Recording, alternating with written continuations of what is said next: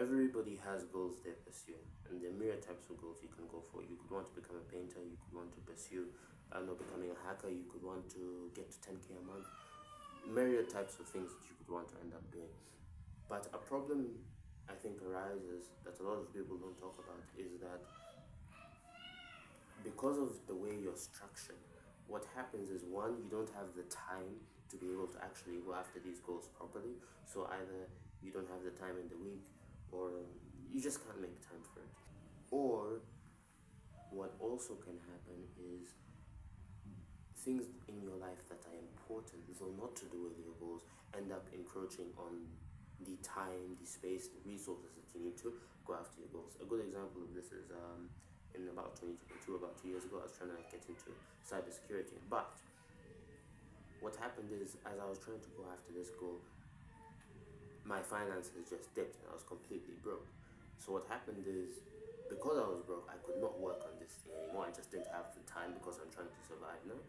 And the whole hacking thing fell away. And for the last 2 years, I hadn't been doing it until like recently. Now I've gotten back into it.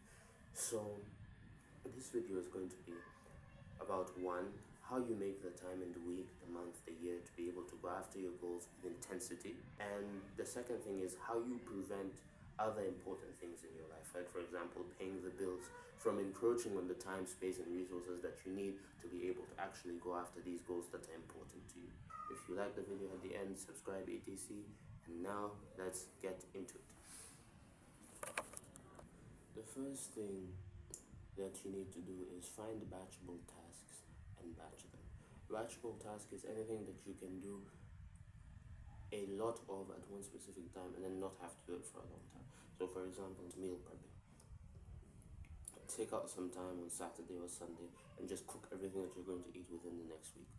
Okay, this will make it easier for you, one, to eat healthy because you're not going ad hoc. And then, when you have to make an ad hoc decision on what to eat, the fastest thing to eat is probably something that's unhealthy. So you can also improve your diet with this. And on the other side, you don't have to cook every day, and that's like a 30-minute job, finding something and cooking it, or ordering something. You don't have to spend any time doing that. You go into your fridge, you get what you need, you get out. Then there are administrative tasks, like for example cleaning the house. You don't need to clean the house every day. You can just do it one time a week. Shower. Okay, don't look at me like that. I shower like every 2 days or something of the sort. I'm not so sure. I am completely sure. Completely, I shower every 2 days. Let's say, for example, in my case, right, I'm in a business. It's a family business where we do a lot of content creation. So I'll create all the content that I need to create for the week in the weekend and then have it go through the week. So in the week I can actually spend time making videos, for example.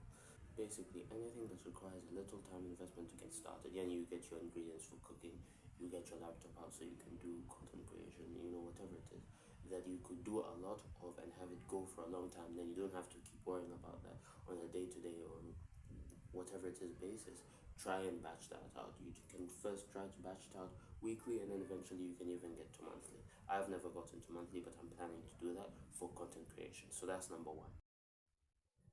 The second and the most obvious thing, something that you've also even been thinking about yourself, is stop wasting time needlessly. I can guarantee anybody who's watching this video, from the 3 people who will watch this video, have 3 or 4 apps on their phone that are either a game or some sort of social media. And I can also guarantee, that they spend at least 4 hours on these things. 4 hours doing jack. Come on, bro. You didn't even need me to tell you this. You knew it in your head. You've probably in the past dealt with this problem and then it just came back. Take one of these apps and remove it. Remove it completely. Just uninstall it. Okay, that might be a bit hard. I personally still have my Clash of Clans account from when I was 12 for sentimental purposes. Take the app, use Stay Free or one of these apps, and just make it so you can't access it until it's the weekend when you have a lot of free time. Get rid of at least one of them. See how much time you get. Then get rid of the rest of them as well. Just go slowly with it. Remove one app or severely reduce the amount of time you can spend on it, and then just keep going. You free up more and more of your time as you're going through. In the case where one of these apps is something that's beneficial, like for example, you're on YouTube, you're watching Alex Hormozi, because to start a business or the content you're watching is beneficial for you. First of all, these things only really matter if you act upon them. So don't think that because you're watching all of this content and doing nothing, you're somehow gaining. You are, but you're gaining so little that the person who just takes action for like 2 hours puts you in the dust immediately. Okay, for these apps, be specifically intentional about it.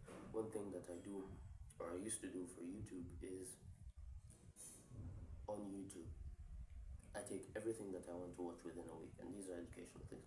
I'm watching Andrew Huberman, I'm watching Alex Ramosi, I take the videos, I download them, and then I make a promise to myself. Either I have them on my laptop and I only watch these specific videos that I had set out for myself in the beginning of the week, or I just only go to YouTube when my Wi-Fi is off and I watch these specific videos that I've downloaded. One of the two, whichever one is easy for you. So if you're going to use an app that could be beneficial but you know you waste a lot of time on, be specifically intentional about it. And if you can't, set up a system where you can benefit from that app without actually going into it. So for example, downloading videos of YouTube, as I was doing. The third thing and the last thing that you need to do is you need to limit the interruptions. You see, the first two things were about time that is being wasted inadvertently by you or intentionally by you. Inadvertently being that you have bad structure, which is number one, and intentionally you just wasting time on some stupid apps, right? The third thing that you need to do is you need to limit the time that people are interrupting you for.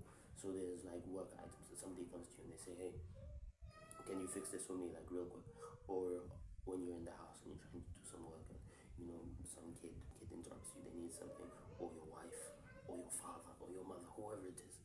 There are times where people are interrupting you and they're doing it on a regular basis. So for the next week, just make a list somewhere, Notion or something, and every time somebody interrupts you for something that you know they have interrupted you for before, right, take a note of that and have it down. Then as you're doing your batching, from the first step, as you're doing your batching, setting up tasks so you don't have to worry about them, set up daily or weekly or monthly tasks to make sure that these interruptions don't actually come into your space. Okay, so those are 3 things that you could do to be able to get the time that you need to be able to go after your actual goals.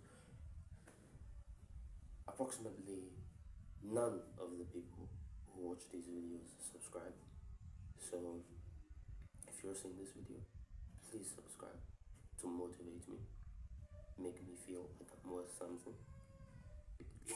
etc. And yeah, subscribe, like, comment, and I'll see you